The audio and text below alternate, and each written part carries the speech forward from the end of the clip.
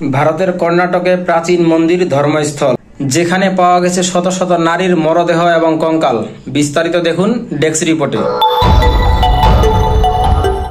ভারতের কর্ণাটক রাজ্যের প্রাচীন মন্দির ধর্মস্থল, যেখানে প্রতিদিন হাজারো মানুষের শান্তি আর পবিত্রতা খুঁজতে আসেন।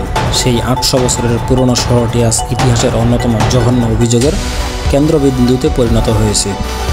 মন্দিরের একজন প্রাক্তন পরিচ্ছন্নতা কর্মীর ভয়ঙ্কর স্বীকারোক্তিতে কেঁপে উঠেছে গোটা ভারত।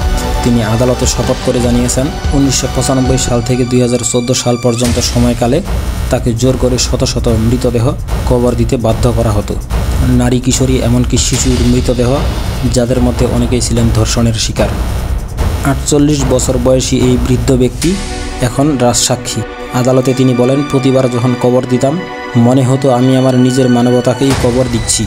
আমাকে হুমকি দেওয়া হতো, না মানলে আমাকেও জীবন্ত কবর দেওয়া হবে। তিনি নিজেই কয়েকটি কবর খুঁড়ে কঙ্কাল বের করে পুলিশের হাতে তুলে দিয়েছেন। কোনো দেহ ছিল এসিডে পড়া দাগ, কোনোটা ছিল গলায় রশির দাগ।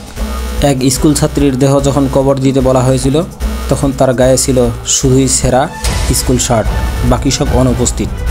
এই ভয়াবহ ঘটনাগুলোর পেছনে রয়েছে ধর্মস্থলের একটি প্রভাবশালী মন্দির, যার নিয়ন্ত্রণ ছিল হ্যাকগড়ে পরিবারের হাতে। সেই মন্দির চত্বরে ও আশেপাশে বহু লাশ কবর দেওয়া হয়েছিল কিংবা আগুনে পুড়ে ফেলা হয়েছিল। দেশ জুড়ে চাপের মুখে কর্ণাটক সরকার গঠন করেছে একটি বিশেষ তদন্ত দল। শুরু হয়েছে গণকবর শনাক্তকরণের কাজ। মাটি খরা হলেই বেরিয়ে আসবে চাপা দেওয়া ইতিহাস। এই নির্যাতনের শিকার মানুষদের পরিবার এখনও খুঁজছেন প্রিয়জনের কঙ্কাল। মন্দির কর্তৃপক্ষ বলছে তারা চায় সুষ্ঠু তদন্ত, কিন্তু এটাই প্রথম নয়।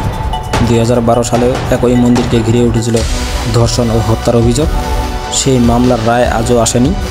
মানবাধিকার কর্মী এস আলম বলেন, এটা কোনো কল্পকাহিনী নয়, এটা স্বাধীন ভারতের এক নীরব গণকবরের ইতিহাস।